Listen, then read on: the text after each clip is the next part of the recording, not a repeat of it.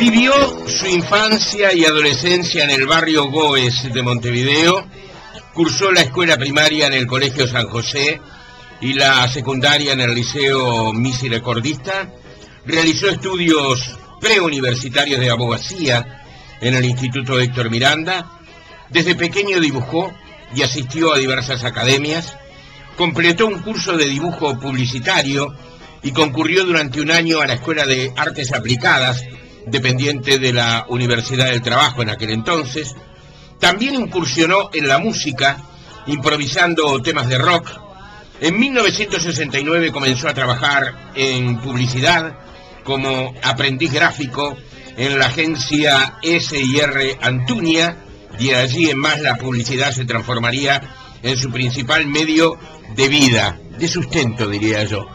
Les estoy leyendo lo que Wikipedia nos habla de Hugo Burell. Hugo Burell es hoy por hoy licenciado en letras, escritor, publicista, periodista uruguayo.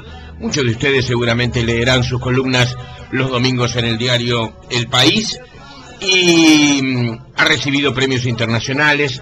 Le ha dado satisfacción esto de escribir y nos entrega ahora su último trabajo, que realmente de pronto no es su último trabajo, porque hay producciones que arrancan en el año 2006 y llegan hasta tiempos más cercanos. Es una colección de relatos titulado El hombre con una sola sandalia, que acaba de publicar Seix Barral en su célebre colección Biblioteca Breve. Digo célebre porque en la colección Biblioteca Breve, allá por la década del 60,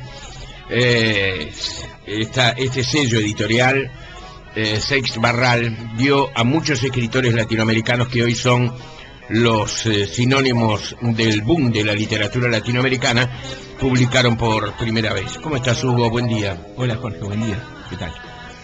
Habría que señalar una carrera que ha tenido premios nacionales e internacionales, como decíamos recién.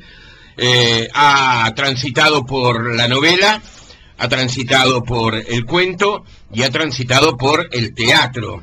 Si tuviéramos que elegir, ya que la lista de títulos que has publicado o que has dado a conocer a lo largo de tu trayecto es muy numerosa, ¿cuáles son los títulos esos que más te duelen, esos que más te identifican, esos que de pronto no coinciden con el gusto del espectador? De pronto puede haber un título que ha tenido más éxito que otro, pero en el cual tú te encuentras allí en esas páginas. Te voy a dar dos títulos, hay más, pero no quiero abusar del tiempo. Dos novelas, El guerrero del crepúsculo, con la cual gané el premio Lengua de Trapo el 2001 en Madrid, en España. Sí. Y sin dudas El corredor nocturno. Claro. Tuve la suerte de que después, se transformó además de en haber película. ganado el premio del MEC en Uruguay, se convirtió en una película y bueno, me permitió acceder a un mundo que también me es muy afín. Recién Hugo me hacía un comentario muy, muy interesante, en el sentido de que al escritor hoy se le exigen cosas nuevas. Yo creo que eso pasa en muchos de las profesiones o los oficios, ¿verdad? En el mundo en el que vivimos. Se le exige que sea ocurrente, que sea un personaje, que construya tal vez un personaje que sea muy mediático. Cuando el escritor escribe porque no puede dejar de hacerlo, me decía Hugo Burell. ¡Qué buena definición! Y es una, digamos, más que una definición, es una convicción y una comprobación, por lo menos a nivel personal, de las múltiples respuestas que yo podría dar al hecho de escribir. La más sencilla es esa que te dije: escribo porque no puedo dejar de hacerlo, porque no tengo más remedio, porque es una necesidad imperiosa y vital que me impulsa a escribir, más allá de los resultados, por supuesto, pero la escritura como actividad y como ocupación diaria es una necesidad, sin duda. Hugo nos ha contado muchas veces que se despierta temprano y que comienza a escribir antes de tener que hacer las tareas cotidianas. es una manera de, digamos, de aprovechar el mejor momento del día para mí, para la escritura, por lo menos, que es temprano. Hay muchos autores que escriben temprano y otros tardísimo. Eso Sí. no importa. Hemingway escribía tempranísimo y el Gordo Soriano escribía después de las 12 de la noche. Eso Exactamente. no significa nada, simplemente es tu biorritmo como te programa para la escritura. Y también está eso de decir, bueno, cuando salgo a la calle ya salgo escrito. Yo lo llamo así, es decir, por supuesto que en otros momentos del día retomo la escritura y de noche a veces repaso un poco lo hecho y corrijo, digamos, pero el mejor momento en general es de mañana temprano. Hugo, en alguna oportunidad hemos dicho aquí frente al micrófono yo no he leído toda tu literatura, pero he leído algunas cosas que han sido muy valiosas y que me hacen pensar que has sido uno de los escritores realmente más importantes de tu generación. Sin embargo, eso no siempre ha sido reconocido popularmente, sí a través de la crítica y sí a través de aquellos que transitan por tu lectura. Hay gente que lee a Burel y que busca a Burel, pero en esa serie de nombres, de 4 o 5 nombres que componen muchas veces la vidriera de la literatura uruguaya, creo que con mucha injusticia a veces se te ha olvidado. Reitero, sin embargo, has encontrado, digamos, que la estima de la crítica en general y fundamentalmente de lo que tú señalabas recién, y yo lo decía también, es decir, del reconocimiento a nivel internacional, que es muy difícil lograrlo. Digamos, eso que tú me comentas tiene varios capítulos o varias partes. Bueno, el reconocimiento popular, tú bien lo sabes, es una situación que uno no la puede controlar, se da o no se da. Hay una cosa que sí es real, yo escribo lo que quiero escribir, no lo que el lector quiere leer. Y hay muchos escritores que tienen esa facilidad de escribir lo que los lectores quieren leer. Y a veces eso produce obras maestras y a veces produce literatura que no va a superar el momento. Sí, ¿verdad? lo convierte en previsibles. Y bueno, y a veces lo popular en determinado momento elige lo momentáneo, lo inmediato, lo que está fabricado para satisfacer precisamente ese gusto popular, que es muy legítimo, pero que a mí no me preocupa en lo más mínimo. Es decir, es esa otra leyenda de que el autor escribe pensando en el lector es otra mentira. El autor escribe pensando en sí mismo, en primer lugar, porque necesita escribir y piensa escribir eso que necesita decir o hacer. Después, bueno, la lectura es un mecanismo posterior a la edición, en fin, ahí hay otros aspectos. Y lo otro, el reconocimiento, bueno, eso también es muy relativo. Yo me considero muy satisfecho por un aspecto básico de todo esto que es el respeto. Yo me siento respetado. No sé si reconocido, pero respetado sí. Y eso, respetado por mis colegas, respetado por la crítica, respetado por las editoriales que me han publicado. Y bueno, tengo a nivel, digamos, de logros cosas que de repente la gente ignora. El año pasado se presentó en la Universidad de Salamanca una tesis doctoral a cargo de un estudiante llamado Giuseppe Gatti, que escribió cerca de 500 páginas sobre mi obra, y fue elegida la mejor tesis presentada en el Departamento de Letras de Salamanca. ¡Qué fantástico! También tengo tesis en la Universidad en la Sorbonne, por ejemplo, de Gabriela Taranto. Permanentemente me piden colaboraciones, en algunos simposios en el exterior, gente como Giuseppe Gatti presenta mi obra. En fin, no me puedo quejar, además de los premios que he obtenido, ¿verdad? Y bueno, eso a mí me hace muy feliz y además me motiva, por supuesto. Si uno pregunta qué es un escritor, la audiencia puede decir, qué pregunta obvia. Pero los otros días escuché a alguien decir, ahora soy escritor. Y explicaba lo siguiente, sacó un libro que está fundamentalmente afirmado en la experiencia de la selección uruguaya en Sudáfrica y también en la Copa América. Y el libro fue muy exitoso.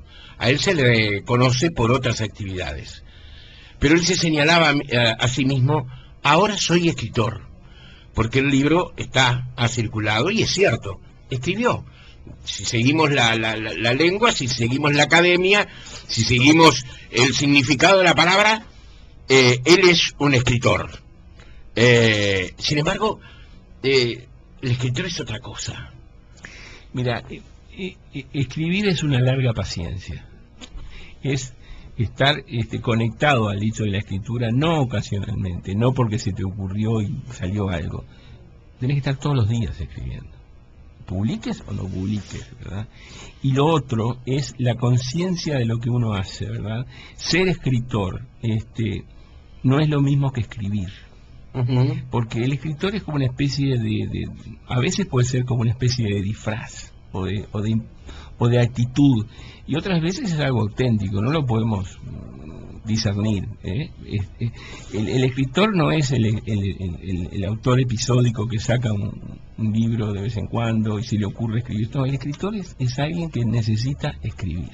Lo primero que hay que reconocer es eso. Yo no sé si esta persona que tú nombras escribió eso por necesidad, por ocurrencia, no me interesa, digamos, pero él va a ser escritor el día que se dé cuenta que no puede estar sin escribir, no por el hecho de haber publicado lo que publicó. Recién decías que Hemingway escribía temprano, es verdad, y escribía parado, en una vieja máquina Remington, además. En una Remington que después la cambió por una Adler. Ajá. ¿Y sabes cómo le llamaba? Sí. El doctor Adler. ¿Qué te parece? Porque ahí el tipo volcaba eso como si la máquina fuera una especie de psiquiatra o de psicólogo. Sí. Ahora es extraordinario, ¿no? Uno lo imagina parado, escribir parado. Pero qué posición incómoda. Hoy escribiría tal vez en la computadora, en el computador, en el ordenador. Quién sabe, pero en ese tiempo escribía parado y en una Remington que tú dices, sí. Luego la cambió. ¿Escribís en manuscrito? Hace mucho tiempo que no hago eso. Muy poco he escrito a mano. Tengo algunos cuadernos guardados, pero desde el advenimiento del procesador de textos y sobre todo del advenimiento de la laptop, escribo en cualquier lado, pero siempre en teclado y siempre en pantalla. A mano no logro escribir nada. Y te diría que desde que empecé a escribir, me empeñé en escribir. Primero, tengo una Remington, te aviso. Ajá. Tan vieja quizás como la que usaba Hemingway. Está bien. Que la heredé de mi suegro. Y después tuve una Olivetti y todo eso. Y después evolucioné hacia la computadora. Pero, de hecho, escribí relativamente muy poco a mano. Claro. El corredor nocturno, el desfile salvaje, en la memoria de Borges, un día en la vida que cantaron los Beatles, Diario de la Arena, el Club de los Nostálgicos. Hay títulos que faltan aquí, que forman parte de tu bibliografía.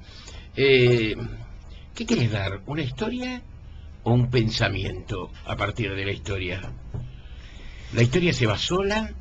¿Se construye sola? ¿Quién construye a quién? ¿La historia construye a Burel escritor o Burel escritor construye la historia? Hay muchas circunstancias misteriosas en la escritura, por suerte.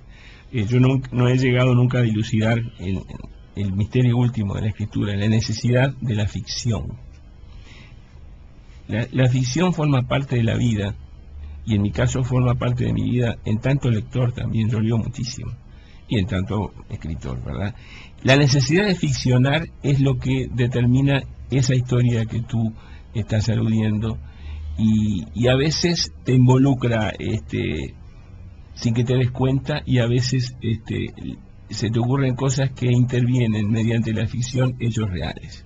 Entonces es un juego que vos querés levantar a partir de la hoja en blanco o la pantalla en blanco, por decirlo de manera más actualizada. Vos necesitas llenar algo y además estás modificando de alguna manera el mundo, porque introducís un texto, introducís una historia, introducís algo que antes no existía, y eso te da un gran placer.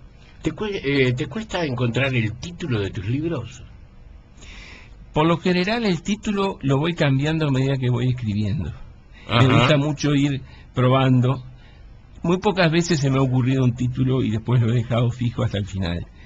de hecho me ha sucedido, pero en la mayoría de los casos siempre voy cambiándolo y tengo hasta 3 o 4 títulos en la cabeza y los voy intercambiando hasta que termino. Digo, bueno, el título tiene que ser. Me pasó con El hombre con una sola sandalia, que se pudo llamar de 2 o 3 formas diferentes, pero al final se impuso ese título, que es el título de uno de los relatos del libro, ¿verdad? Sí, el título que estaba buscando de un libro que me encantó de Burel es Crónica del gato que huye, y el título que estaba buscando en mi memoria también, a propósito de uno de sus cuentos, es El elogio de la nieve, que fue premiado, galardonado, concretamente con el premio Juan Rulfo de Radio Francia Internacional, con un jurado de múltiple en lo que tiene que ver con sus orígenes, los países a los cuales representaban, donde había gente como Augusto Monterroso, por ejemplo, nada Sí, menos.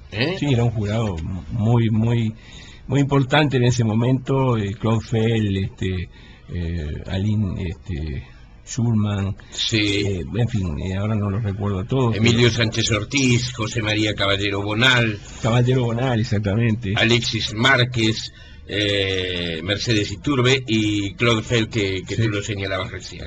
Es decir, Sí, además ese fue un importante. concurso en el cual se presentaron 3.250 relatos de toda América Latina e incluso de Europa. Hugo, te llevas bien con el cine, es decir, sé que te gusta el cine de siempre, pero tus historias además han convivido bien con el cine. Hay gente que miró tus trabajos y dijo, esto es para una película. Me ha pasado varias veces, por suerte. Yo tengo un vínculo muy estrecho con el cine, tú bien lo sabes, el mismo que tú tienes también. Sí, sí, de consumimos gustarnos. cine, Sí, bueno, claro. Es el arte democrático del siglo XX, el cine. Digamos.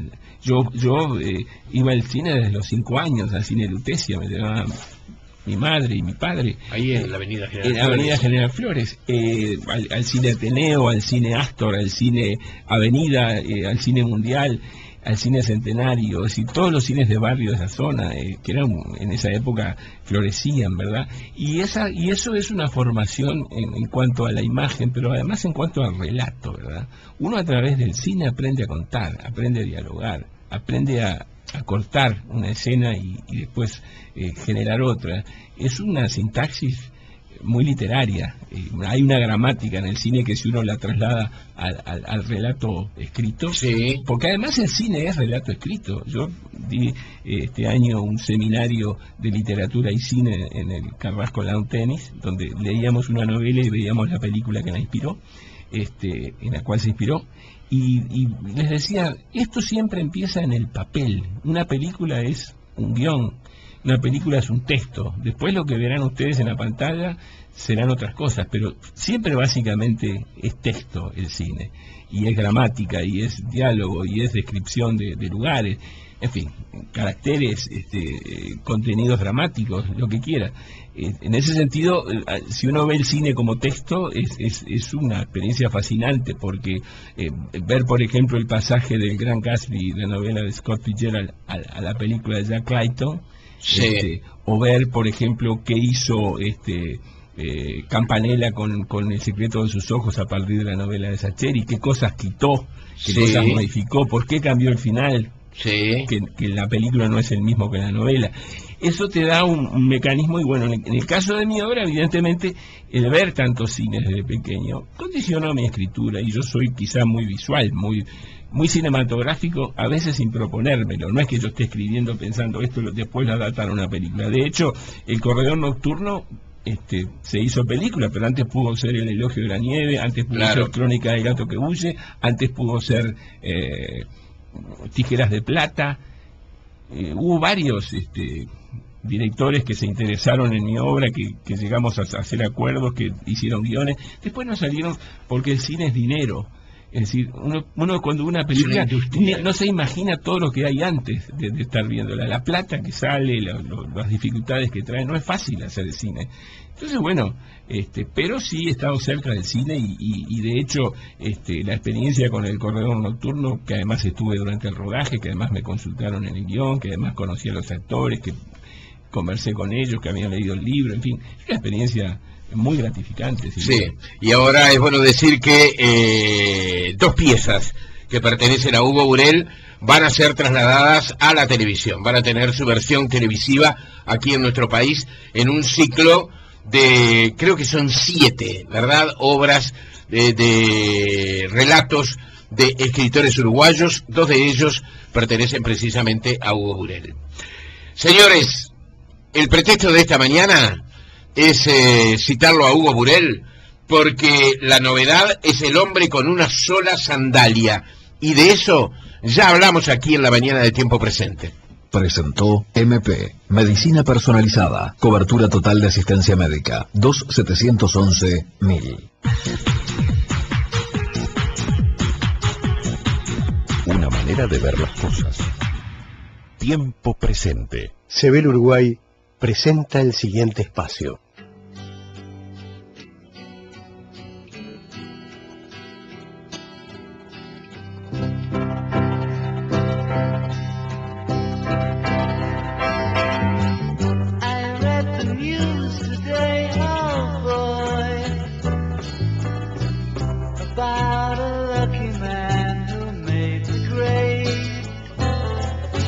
Señores, y los Beatles también han estado en la vida de Hugo Burell, ¿no? Han por estado suerte, en tu vida.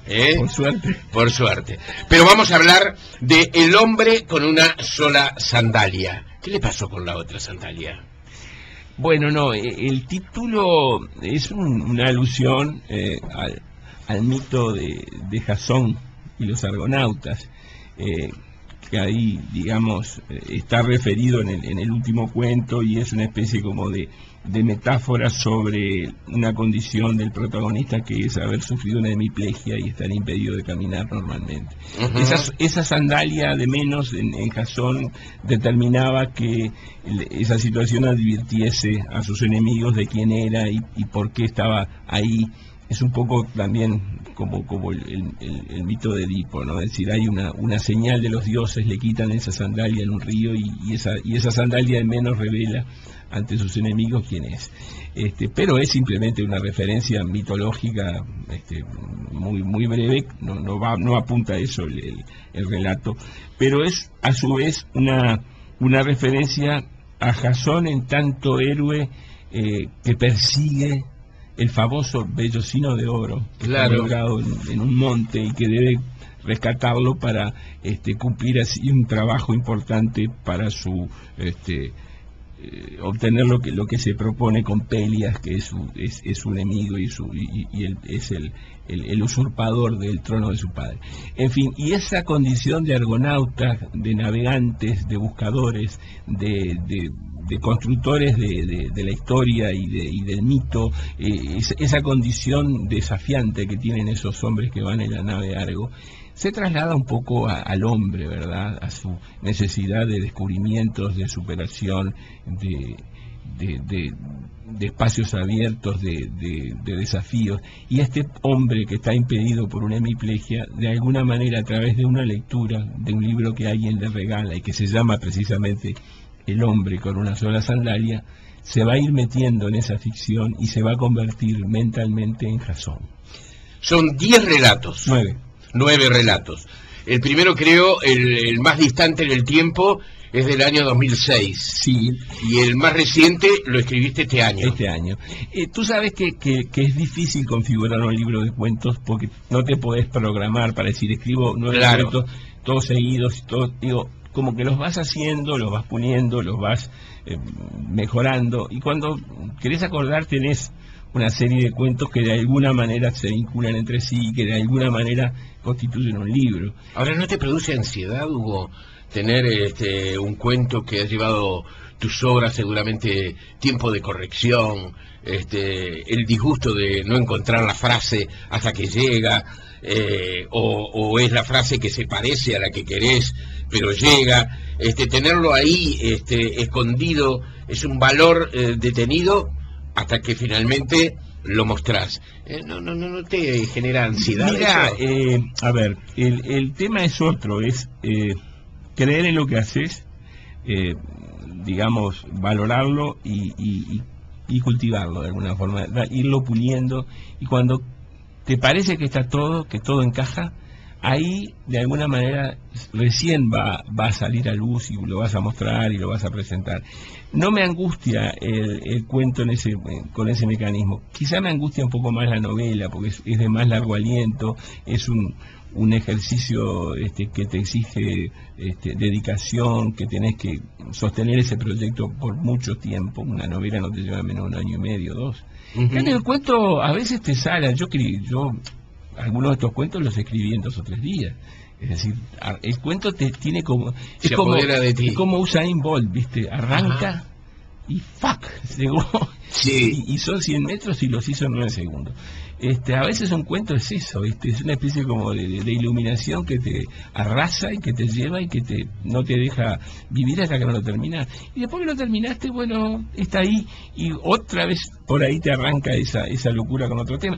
Es decir, el cuento es más rápido y a su vez exige una concentración muy grande en poco tiempo.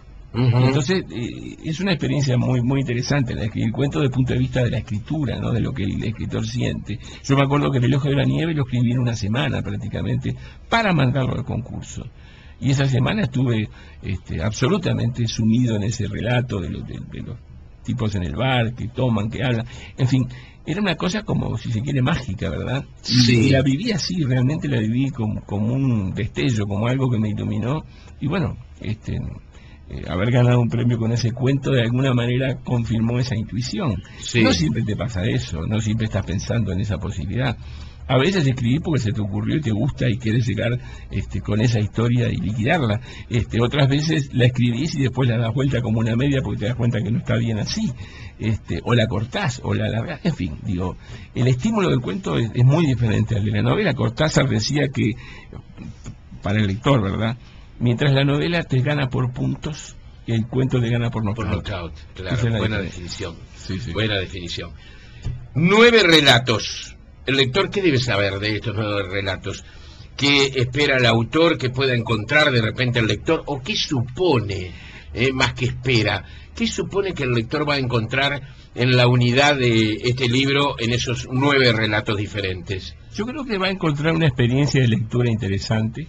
Sinceramente, la escritura me preocupó mucho más que la temática. En el Uruguay se ha perdido la noción de la escritura. Se valoran los textos por el tema, pero a veces no se advierte si están bien o mal escritos, si el autor maneja bien o no las metáforas, si construye bien las frases, si pone bien las comas, y si es interesante como estilo el que desarrolla. En este caso, hay pocos correctores de estilo. Me preocupó mucho la escritura, y además ahí aparece, por ejemplo, un cuento sobre Obdulio Varela el día de la final de Maracaná, pero no en el partido. Después que el partido terminó y se va a tomar una copita con el masajista a un bar de Río, empieza a recordar todo lo previo del partido. El partido es un agujero negro que no se menciona, que no hay una sola referencia a la jugada. Piensa en sus compañeros en el vestuario, en el Mono Gambetta durmiendo la siesta, en Alberto Schiaffino peinándose, en Gigia poniéndose los zapatos con cuidado, en Roque Máspoli sonriendo.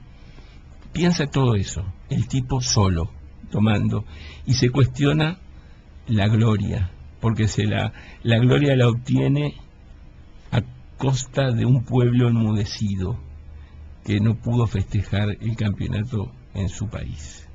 Después por ahí hay un cuento sobre Ricardo Bonapelch. El ilustre...